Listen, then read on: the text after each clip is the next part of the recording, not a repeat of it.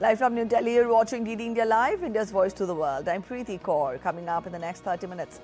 Prime Minister Modi returns from Jordan, Ethiopia, Oman visit, strengthening diplomatic and economic ties. Prime Minister Modi to address the closing ceremony of the second WHO Global Summit on Traditional Medicine in New Delhi. Trump signs record $901 billion defense policy bill authorizing new military spending and Ukraine aid. Violence erupts again in Bangladesh after young leader Osman Hadi's death. Concerns rise over security near Indian Assistant High Commission in Chattogram.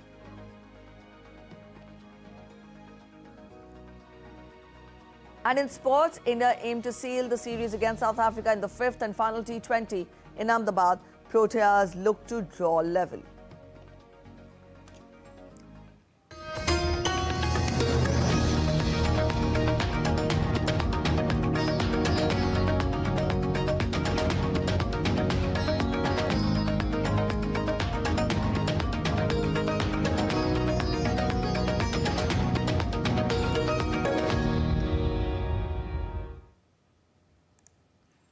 Prime Minister Narendra Modi returned home on Thursday after successfully concluding his three-nation visit to Jordan, Ethiopia and Oman, which has underlined India's rising global stature and also diplomatic outreach. The four-day tour from December 15th to 18th focused on deepening trade, strategic cooperation and people-to-people ties. Here's more in this report.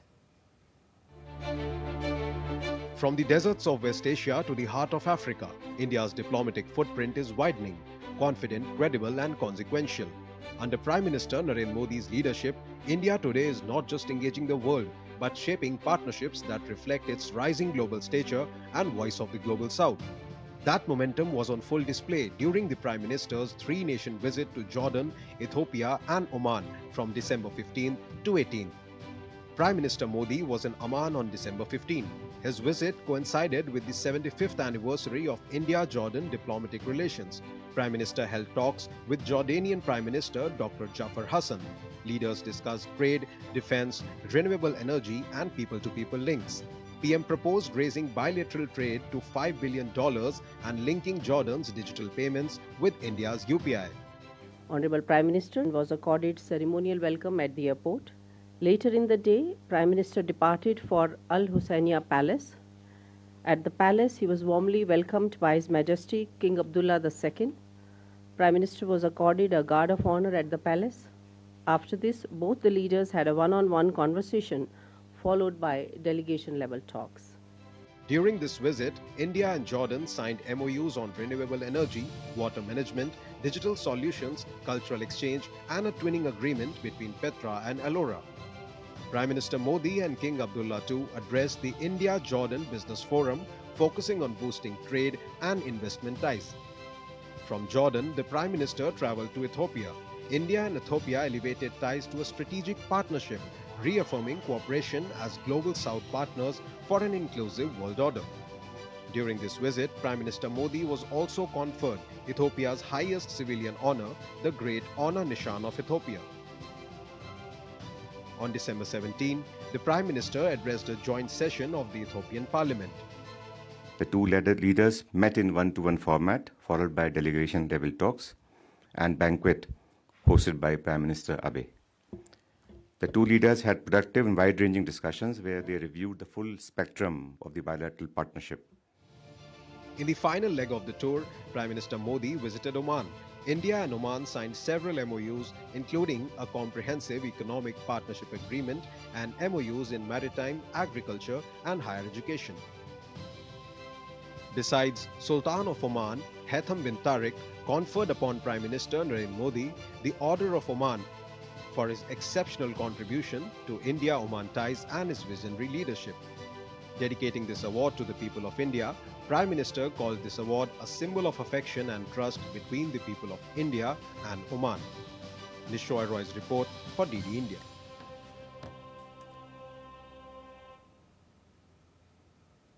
Underscoring India's growing leadership and pioneer initiatives in shaping a global, science-based and people-centered traditional medicine agenda, Prime Minister Narendra Modi will participate in the closing ceremony of the second WHO Global Summit on Traditional Medicine in New Delhi. Prime Minister has constantly emphasized on mainstreaming traditional medicine and Indian knowledge system through research, standardization and global collaboration.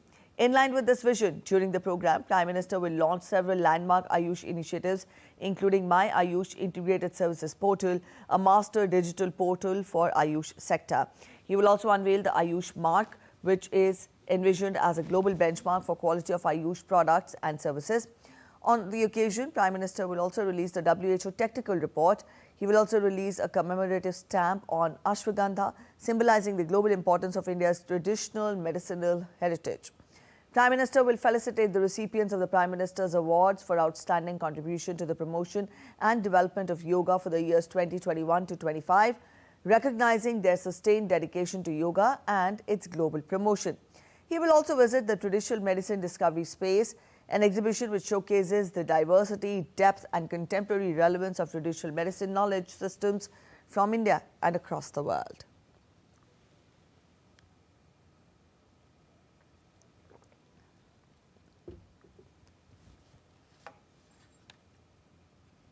Co-hosted by World Health Organization and the Indian government's Ministry of Ayush, the three-day Global Summit on Traditional Medicine in New Delhi has brought together policymakers, scientists, practitioners, indigenous knowledge holders and civil society leaders from across the world.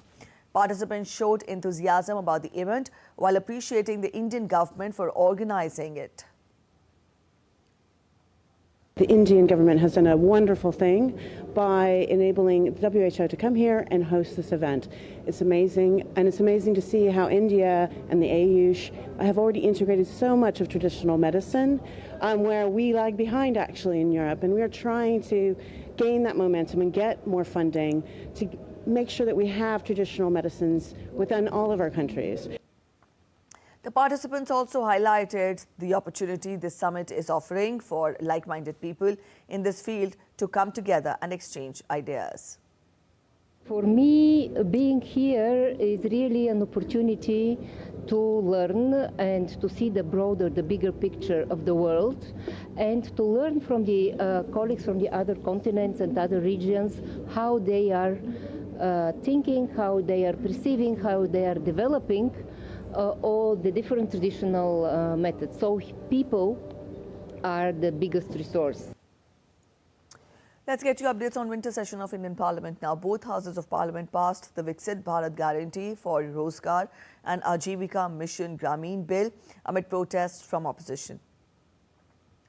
The bill was passed by the upper house with a voice vote, hours after the lower house cleared it on Thursday.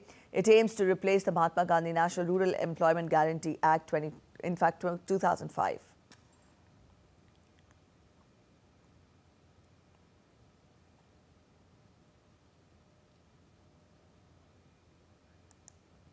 The bill guarantees 125 days of wage employment per rural household, up from the existing 100 days for adult members willing to undertake unskilled manual work. Link wage employment with durable rural infrastructure across 4 priority areas. The bill aims at aligning rural employment policy with government's Viksit Bharat 2047 vision. It strengthens decentralized planning through Viksit Gram Panchayat plans and nationally integrated through the Viksit Bharat National Rural Infrastructure Stack. The shift to normative funding and a centrally sponsored structure improves predictability, accountability and center-state partnership.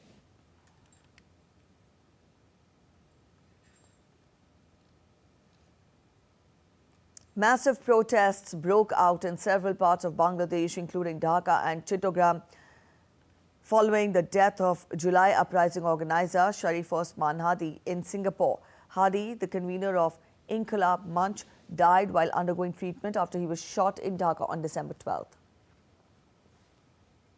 A mob attacked the office of Bangladesh's leading Bangla daily Pratham Alo in Dhaka. According to the local media reports, the attack took place around midnight at the newspaper's Karwan Bazaar office. Several employees confirmed that multiple floors of the building were ransacked, with documents, books, furniture and computers reportedly set ablaze. Unruly mob also targeted the Indian Assistant High Commission in Chattogram, raising serious concerns over the security of the diplomatic premises. According to police sources, the incident occurred in the early hours of December 19th, when an enraged crowd gathered outside the residence and hurled brickbats, damaging property and creating panic at the area. As the situation escalated, law enforcement agencies fired tear gas shells to disperse the protesters.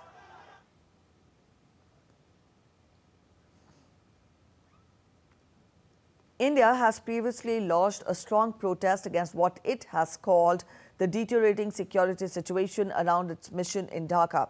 On Wednesday, India's Foreign Ministry summoned Bangladeshi envoy Riaz Hamidullah to convey its concerns about the actions of some extremist elements in the country.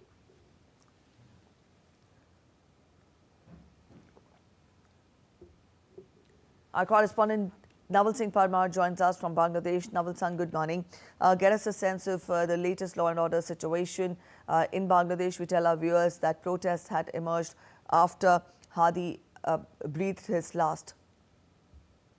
Yesterday night was very pathetic for the people in Bangladesh, particularly in Dhaka, and for the media person, as there was a arson attack on leading daily news of Bangladesh, like Daily Star and Pratham Alo, where many people were stuck on the second floor and the roof of the building. And there was a fire, and the firefighter teams and the army, when intervened, then only they came out of the building, that you can see from the visuals. And at the same time, there was a mob handling of one of the leading newspaper, New Age, and his editor-in-chief was mob handled in Dhaka. That was for the media people, and for common people, there are many incidents of fire, and there are one or two incidents reported for the murder with the gunshot. And at the same time, there was an attack on the residence of Indian Assistant High Commission in Chittagong, where there was stone plating, and a mob of around hundreds of people attack on the residence of the Assistant High Commission of Chittagong and other officials. And there was a panic situation where Chittagong Metropolitan Commissioner, Police Commissioner went himself and tried to control the situation. They need to fire tear gas cells and to lathi charge on the protester. And then after they deployed the additional security forces, and then after situation come under the control. So it is a very volatile situation, and the law and order is totally disrupted. People are very worried, and there was a chaos around Indian High Commission in Dhaka also, but due to enough security measures, they were prevented from the coming close to the Indian High Commission in Dhaka. But there was a crowd, and there is a panic condition for the officials and staff member of Indian High Commission in Dhaka and other cities also, like Rajshahi, Chittagong, and Khulna, and Sylhet. Everywhere there is a panic condition. All right, Naval Singh, is the situation now under control? It's late night, around 3 p.m., 3 a.m. or to 4 a.m. There was a message from the local media and some known source that now situation is under control in Chittagong after the intervention of police commissioner of the city and the additional deployment of the police force and use of tear gas cell, and when the police deployed heavy police force, and they took the situation in under control. All right, Naval Singh, we'll leave it here. Thank you so much for joining in with those updates. We'll come to you again during the day. So that was our correspondent Naval Singh Parmar telling us more about the law and order situation in Bangladesh. Up next, we're heading for a short break. You're watching DV India Live. But after the break, US slaps sanctions on 2 more ICC judges for investigating Israel. वही चलाइए, थोड़ा यहाँ पे मेरे घर के नीचे ही लोग आके बैठे हैं, वो फोटो से थोड़ा बचना पड़ेगा.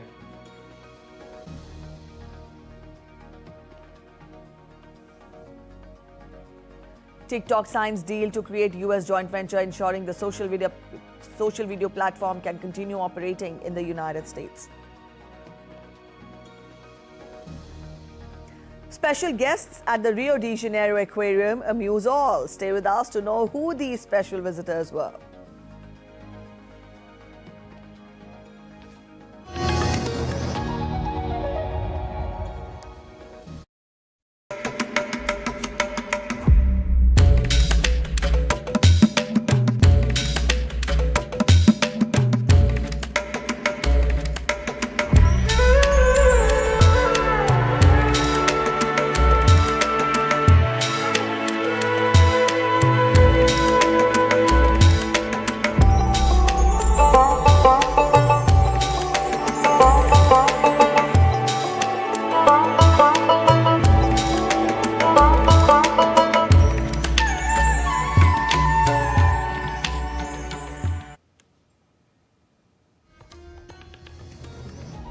Welcome back. After the break, you're watching DD India Live. US President Donald Trump signed into law a nearly $1 trillion annual defense policy bill, despite provisions providing new aid to Ukraine and reining in his ability to dial down US involvement in the defense of Europe. The fiscal 2026 National Defense Authorization Act, or the NDAA, authorizes a record $901 billion in annual military spending, $8 billion more than Trump requested. The NDAA is an annual must-pass piece of legislation that sets lawmakers' defense priorities. This year's version aims to codify more than a dozen of President Trump's executive orders. White House announced they had signed the bill. It was a quiet affair with no Oval Office ceremony attended by reporters. NDAA includes $800 million in aid for Ukraine spread over 2 years, funding US-made weapons as Russia's invasion continues. It also boosts security for NATO's eastern flank, allocating $175 million for Latvia, Lithuania, and Estonia.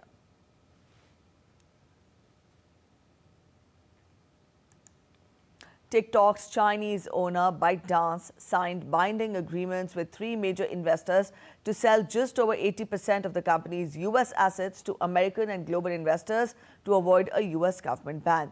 TikTok CEO told employees on Thursday that the social media company, as well as its Chinese owner ByteDance, had agreed to the new entity with Oracle, Silver Lake, and Abu Dhabi-based MGX on board as major investors.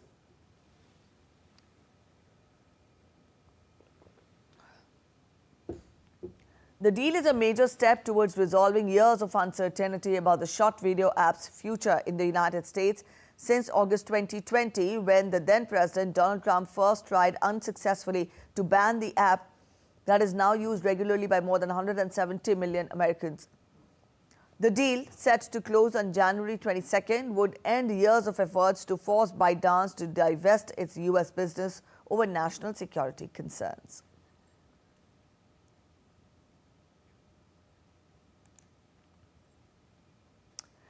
Latest on the US university shooting incident, law enforcement officers have identified a suspect in last weekend's mass shooting at Brown University and are investigating a possible link to the murder of a Massachusetts Institute of Technology professor 2 days later near Boston, a person familiar with the matter said. Investigators in Providence said that the suspect in the Brown University shooting escaped on foot into the nearby streets, prompting a search that relied heavily on residential security footage because of a lack of surveillance cameras in the classroom building and surrounding area. Police released images and video of a masked man believed to be the shooter based on survivor accounts and have repeatedly asked for the public's help in identifying the man. The footage showed the suspect walking in a nearby neighborhood both before and immediately after the attack, including moments when police vehicles arrived with flashing lights.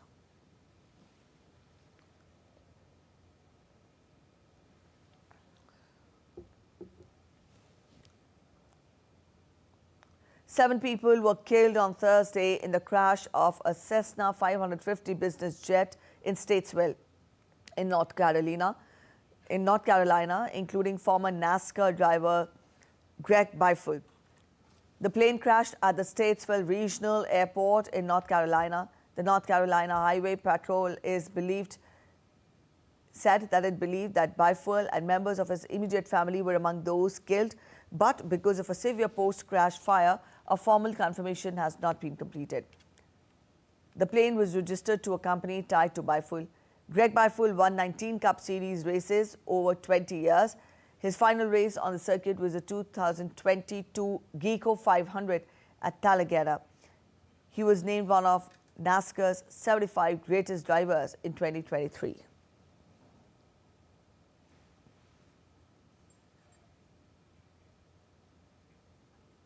U.S. administration on Thursday imposed sanctions on 2 more judges from the International Criminal Court over their involvement in the court's case against Israel.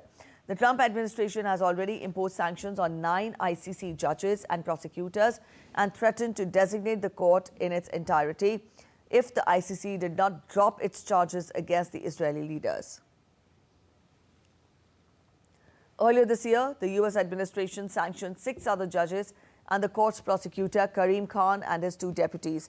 The measures mean the judges cannot travel to the United States or hold any assets there, but it also makes it virtually impossible for them to hold credit cards, making everyday financial transactions and online purchases difficult. In November 2024, ICC judges imposed arrest warrants for Israeli Prime Minister Benjamin Netanyahu and former Israeli Defense Chief Yoav Gallant for alleged war crimes and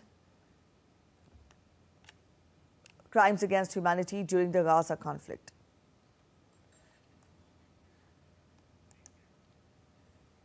Electoral authorities in Honduras began a partial recount of ballots cast in November 30th presidential elections, in which a candidate backed by Donald Trump holds a slim lead.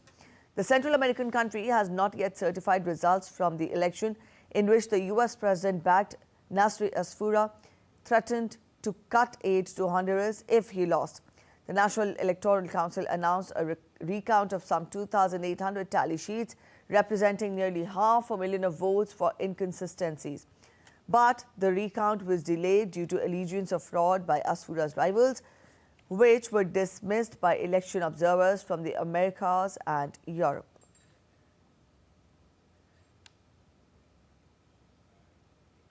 Talking of sports, India and South Africa are set for a thrilling 5th T20 international encounter at Narendra Modi Stadium in Ahmedabad on Friday, with the hosts leading the series 2-1 and aiming to seal the deal on home soil.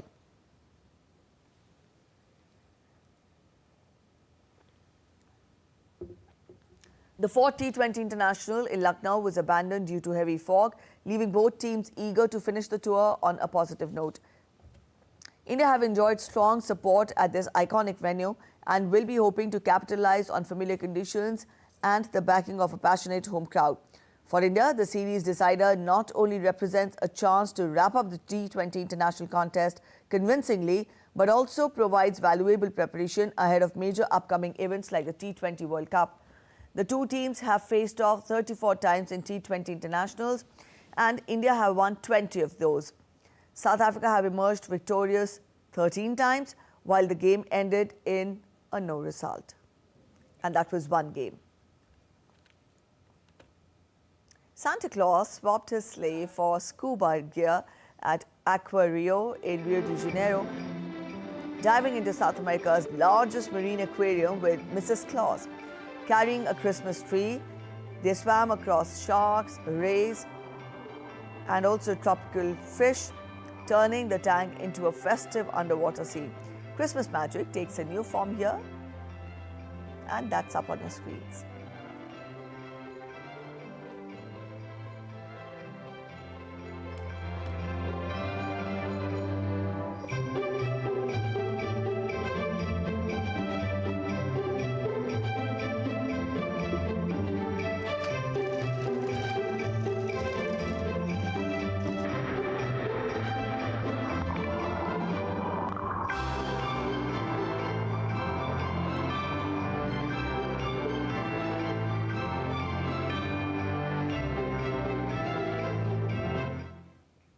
That's it in this edition of DD India Live, but let us know your thoughts on the news of the day. For those of you on the go, you can get all the latest news and updates from India and across the world on the DD India mobile app. This app is available on both Android and iOS platforms, and you can download the respective QR codes.